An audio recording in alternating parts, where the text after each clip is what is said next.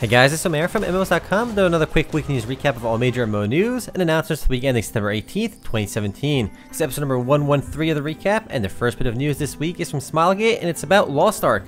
The game is going full steam ahead with its second closed beta. In order to get players excited, they released an 8-minute long epic game trailer, just showing off some of the game. Closed beta 2 already began, so it looks like the game is clearly making progress. I expect that the Korean version of the game will launch sometime in early 2018, and if we're lucky, we'll get a Western release by the end of 2018 or early 2019. But that's just my guess. We have no official word on a Western release date just yet. For now though, you can enjoy this epic new trailer. If you're hyped for Lost Ark, I definitely recommend checking out the entire 8-minute trailer. Next up, some industry news from Pearl Abyss, developers of Black Desert Online. The company that made Black Desert officially went public last week, which means people can buy and sell the company's stock. And before they do this, they typically have to release a whole bunch of financial information as well as other bits about their company. Some really interesting tidbits of information did come out throughout this process. First of all, Pearl Abyss is worth about $163 million, which is nowhere near as big as some of the Korean giants like Nexon or NCSoft, but they're still a pretty big company. We also learned that Black Desert made about $300 million in revenue globally since launching in 2015, and they're currently working on 4 other games, the only one of which we know about is Black Desert Mobile.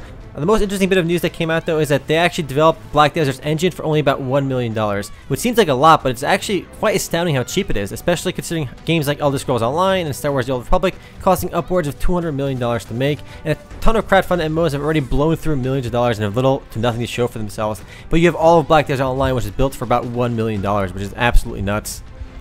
Next bit of news for Final Fantasy XIV. Patch 4.1 is fast approaching, and with it comes the ability for players to purchase houses in Shurigane, which is the 4th residential area in the game. There's no exact release date for 4.1, but it should be out sometime next month most likely. There'll be a producer live letter on September 29th where Yoshi P will talk about the new Alliance raid, Return to Ivalice, Adventure Squadrons, and the Shurigane Housing District. Perhaps we'll get a release date for 4.1 when that live letter approaches as well. And beyond that, we'll also be getting the Beyond Savage difficult content with 4.1 as well. It'll be a huge update for the game, and I'm pretty hyped for it. Next up, Kritika Online, the stylish anime action MMORPG from In Mass, released a new trailer this week showing off their upcoming character Eclair, which is the game's new Scion class. They use magical made blades as well as guns to defeat their enemies. The new class will be launching Kritika Online sometime in October, though we don't have an exact release date for it just yet. Kritika will also feature a new Halloween event as well as a revamp of the game's pet system sometime in October as well. The game is also planning a Steam release sometime in late September or early October, and I'm curious to see how many people will end up playing through Steam. It should give us a good idea of how popular the game is when that happens. We've already seen countless MMORPGs launch on Steam, so it should be no surprise that Kritika is going that route as well. Up next, Revelation Online's Uprising update is officially live, and with it comes several big new changes, most notably of which is the game's level cap has been increased from 69 to 79. A brand new dungeon floor from Mecha Citadel has also been added. This update has been teased in the previous recap, but I just wanted to include it this week because it officially launched, so if you want to get to level 79, you can do so now. Next up, some pretty big news for Phantasy Star Online 2, but before you get too excited, no, the game is not launching in English. It is, however, launching on the Nintendo Switch in Japan, which should help broaden the game's player base. I'm personally still salty that PSO2 still never launched in English officially. I think that English website is actually still up from 5 years ago as well, but we've had no update about it since. Luckily, playing on the Japanese version with an English patch isn't too difficult. In fact, we have a guide for it here on MMOs.com. It would be nice for PSO2 to launch on the Switch in the West too, but I don't think that's ever going to happen. Moving right along, a small bit of news for ArcheAge. The game is celebrating its 3rd anniversary with present packs and events. Up until October 8th, the game will be celebrating with various events, the coolest of which involves a giant escaped corgi. Yes, you heard that correctly, a giant escaped corgi. I don't usually mention events in the recap, but ArcheAge is still doing fairly decently, and it's a pretty big event for them. It's their 3rd anniversary. The game still gets about 700 or so users online at any given time on Steam alone, and probably much more than that through the Glyph launcher. Plus, they just did some server mergers, so the remaining servers should feel busier.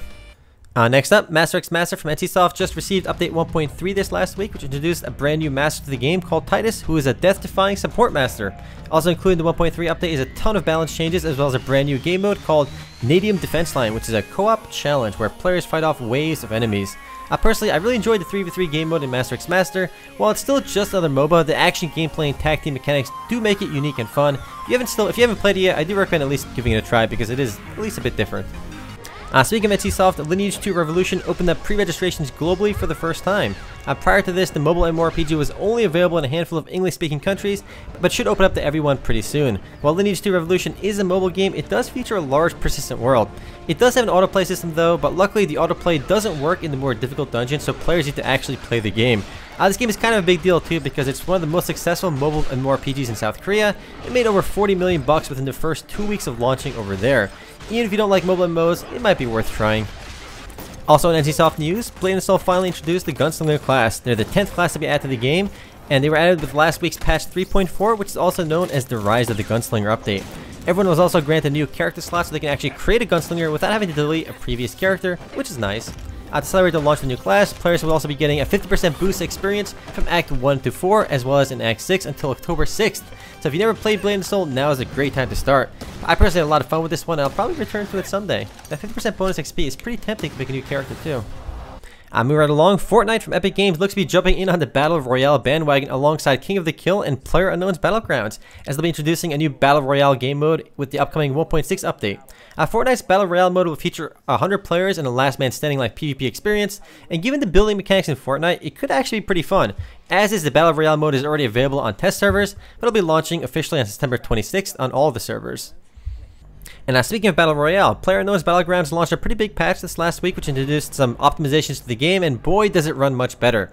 More importantly though, PUBG broke a pretty big record this last week. It beat out Dota 2's all-time high peak player concurrent numbers, and it's now the most popular game on Steam.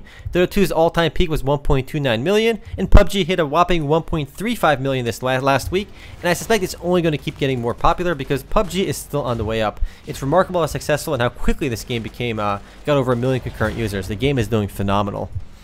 Speaking of Steam records, Lawbreakers came out and released a Q4 2017 roadmap for the game, outlining future updates for it.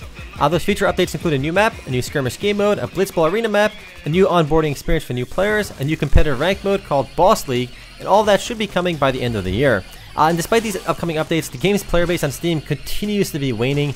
It's averaging about 100 or so players online at any given time, which is quite atrocious for a new game. I expect Lawbreakers is going to have to go free to play soon because it just simply cannot survive with the number of players it has. In fact, Nexon is shutting down Ghost in the Shell First Assault, and that game gets about double the player base as Lawbreakers, but that one's shutting down already, so things aren't looking too good for Lawbreakers at the moment. Up next, we have some more mobile and more RPG news, this time from Tera M, which is the mobile version of Tera. Pre-registrations for the Korean version of the game have already begun, and the game is expected to launch sometime in November of 2017 on both Google Play and App Stores. More interestingly though, the developers have said that they intend on launching the game globally sometime in 2018, so a Western English release is currently planned. I do hope Tera Mobile doesn't feature the same autoplay nonsense that we've seen in a lot of mobile games, but we'll have to wait and see. I'm excited for this one though. Tera definitely has potential on mobile, and it looks pretty cool in the trailer in the background.